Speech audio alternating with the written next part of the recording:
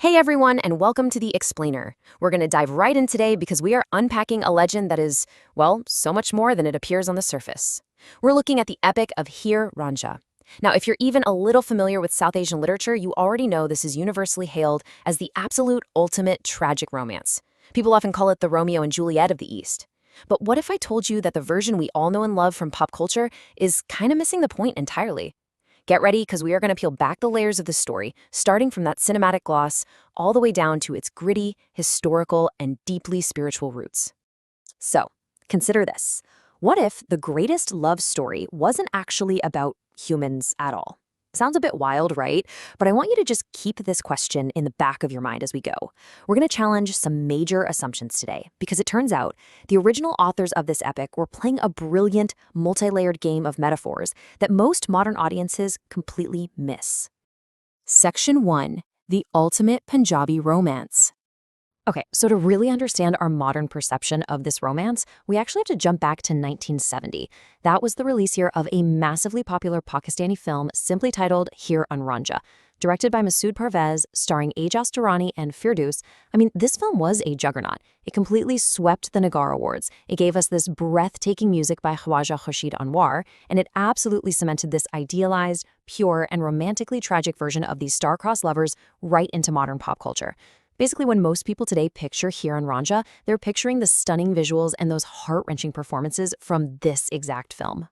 Let's just do a really quick rundown of the basic plot points of the legend so we're all on the exact same page. The story kicks off when Ranjha leaves home after a family dispute and ends up tending cattle for Heer's family. He plays the flute, she is completely mesmerized, and boom, they fall deeply in love. They have these secret meetings for years until they're eventually discovered by her incredibly jealous Uncle Kaido, and Heer is forced to marry another man, Saidakera.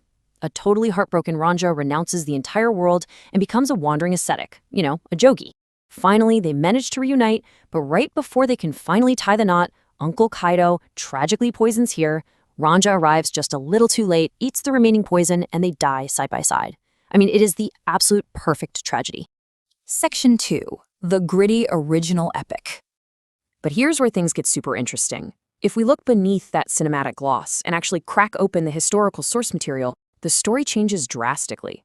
The traditional events date back to around 1472 CE, and they were passed down through oral folklore for a long time. But the very first time it was ever put to paper was in 1605 CE by a Punjabi Hindu poet named Damodar Gulati. Then skip ahead over a century and a half to 1766 CE, and the Sufi poet Waris Shah wrote what is now considered the definitive epic poem of Heer. And it's in these written texts that we find the true, unfiltered DNA of these characters. What's really fascinating here is that in his 1605 text, Damodar Gulati actually claims, "Say Damodar, I witnessed with my eyes." He literally wrote himself into the text as an eyewitness to these historical events. Now, obviously, scholars point out he wasn't really there. He was just using a super cool storytelling technique, kind of like Sanjaya in the ancient Mahabharata epic, claiming this sort of paranormal, omniscient vision to watch the lovers' trials unfold. And what he and Waris Shah witnessed was definitely not a sanitized Hollywood romance. The difference is honestly staggering. While we usually picture these pure, perfect, and passively tragic movie lovers, the characters in the original epic are wildly different. They are incredibly earthy, fiercely rebellious, and to be totally honest with you, highly deceitful. They swear, they manipulate, and they are just deeply, deeply flawed. Just to give you an idea, in the original poems, Ranjha is actually quite passive. He's this guy who has basically never done a day's hard work in his life and avoids it at absolutely all costs. Here, on the other hand, she is the active Shakti, the dynamic, driving energy of the whole thing. She's the one sweet-talking and pulling all the strings behind the scenes. They both aggressively flout mundane social norms. They swear at boatmen, they openly mock conventional authority, and they are constantly manipulating religious figures like qazis and mullahs. They even fake snake bites and use Ranjha's holy disguise to trick entirely innocent people. They subvert literally everything about polite society in the name of their love. Section 3. The Sufi Metaphor. So, you might be wondering, why on earth would the authors make their romantic leads so mischievous and anti-establishment?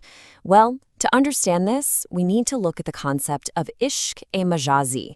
This translates to metaphorical or earthly love. In the Sufi tradition, earthly love, that intense, burning passion for another human being, isn't actually the end goal. It's really just an allegorical tool. Think of it as a stepping stone to prepare the heart for something much, much bigger. And that ultimate goal, that is ishq-e-hakiki, which means divine love. This is the absolute, all-consuming pursuit of the Creator. It's a love so intense, so overpowering, that your own ego, your entire sense of self, just completely burns away and perishes, until absolutely nothing but the beloved remains. So how exactly does this all map onto the story of Heer Ranjha? Well, the authors, especially Waris Shah, explicitly stated their poem had a much deeper meaning.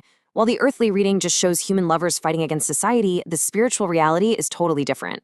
It reveals that Heer actually represents the human soul. She is the seeker, or the disciple. And Ranjha?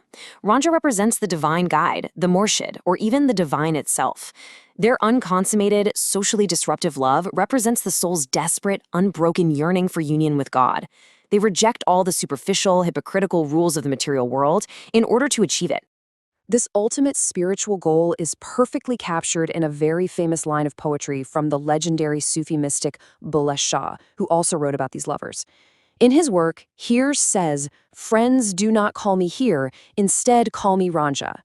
By repeating the name of her beloved so intensely, her own identity has basically been annihilated. The disciple has completely merged with the guide. The ego is gone. It's the absolute ultimate expression of ishq-e-hakiki. Section 4. A lasting cultural legacy. Look, whether audiences are tuning in for the earthly romance or the divine metaphor, this story's impact is just undeniable. We've seen endless cinematic adaptations starting all the way back in the silent film era in 1928.